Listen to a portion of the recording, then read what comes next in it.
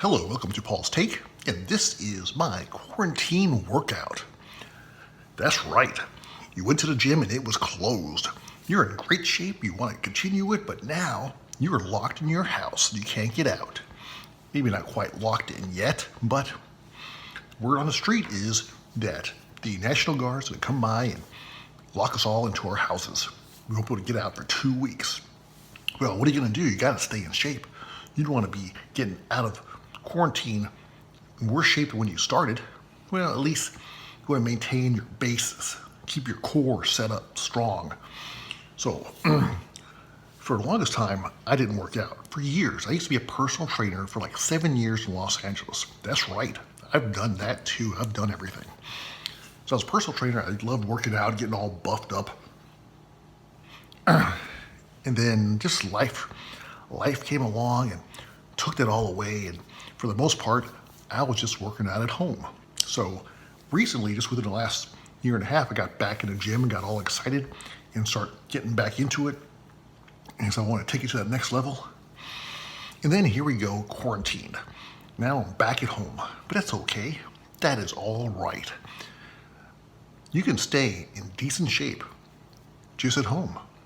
Muhammad Ali said he can work out in a phone booth, if you know what phone booths are. Anyways, the single best thing that you can do at home for like muscle conditioning, trying to keep your buffness on, is quite obvious: push-ups. That's right, push-ups. I went years just doing push-ups, and people thought I worked out in the gym. They were surprised that that's all I did. And tell you the truth, if you could just do one exercise ever, the best bang for your buck, even anything from the gym, is the push-up. The push-up is the number one exercise over all the exercises. Now, granted, if you're in the gym, you probably won't do them because you got machines to do everything else. But if you could only do one exercise and that was it, the push-up would be it. Because, for one, it works your pecs, it works your tries, it kind of works your arms a little bit if you kind of focus on it. Works your core because you got to stabilize everything. Works your thighs a little bit because at the same time you're stabilizing. You're in that plank position and you're putting some muscle into your legs, but mostly it's your chest and triceps and your core. So that is the number one. And so how do you do them? I'm not going to demonstrate. Everybody knows what a push-up is, right? You would think so. But some people will do these short little push-ups, not very much range of motion. If you want to get the most out of your push-up, do as much motion as you can. Forget about the count. Yeah, if you could do the little half push-ups where you're basically just spazzing out, you could probably do like 50 of them. But if you want to do real push-ups, when your chest is to the floor and you bring it all the way out and you squeeze your pecs on each rep, you'd be lucky to get 20. If you can get 20 full, slow, contracting push-ups, you're going to be feeling that and you're going to get swole. So that's what you got to do. Don't worry about the numbers so much. Worry about remember, you don't get big off of numbers. This is your ego. You get big on feeling that pump and squeezing.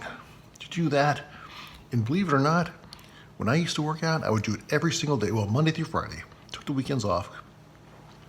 But Monday through Friday, I would just do one set of push-ups for the longest time. And that was fine. And I stayed in pretty decent muscular shape, believe it or not. And also the key is perfect form, and when you do your one set of push-ups, do it to complete failure. You shouldn't don't do like, I'll do 10 and call it a day when you could actually do 12. No, you just go until you can't go no more, until you fall on your face, until you're shaking. That's when you've done enough. You can't get up. You gotta like roll over it. That's the way. That's a good push-up.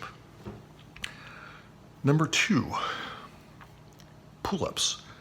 Now granted, let's go back to push-ups real quick. Now you might be saying, I can't do push-ups because my wrist hurt. Mine do too. I can't even put my hand back all the way to do a push-up. So I actually have this, what do you call it? It's Perfect Gym or something, where it's just basically, it's a thing you put on do your pull-ups, but you can do push-ups on that too. Or for simulation, something like this. This is the perfect push-up.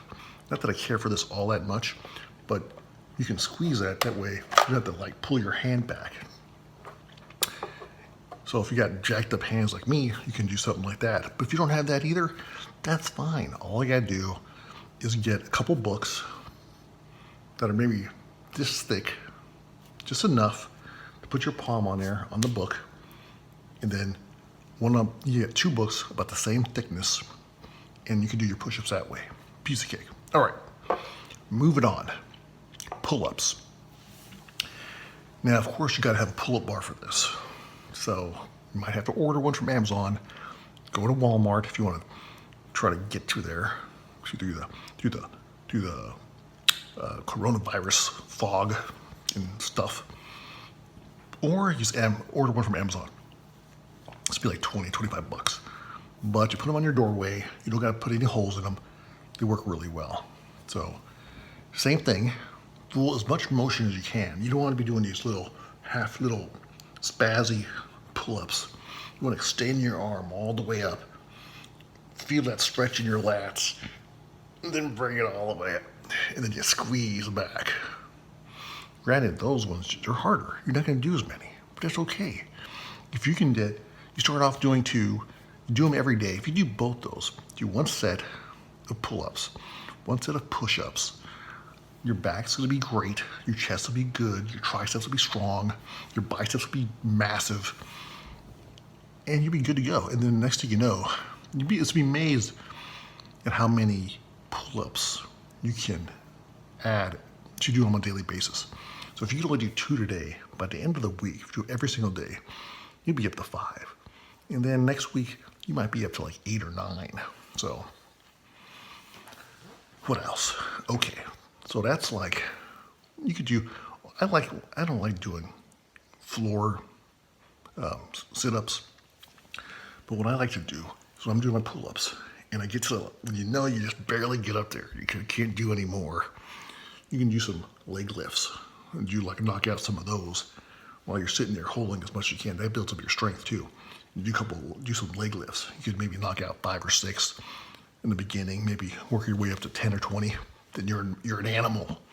So that's what you can do. I don't have to demonstrate. You guys know this is not for the dummy class. This is for the people that are going to the gym. They know what they're doing. So, and if you do, let me know, and I'll just do another video showing you everything. But I was just trying to get this out there because I know you guys want to work out. Okay. And then, of course, you still got to do some cardio. Cardio is important. My favorite thing, just go for a walk. Just go out, right, open the door, go for a walk. And hopefully it doesn't get to a point where the National Guard tells you to run back in your house, but they're saying you can go out for walks and stuff, get exercise.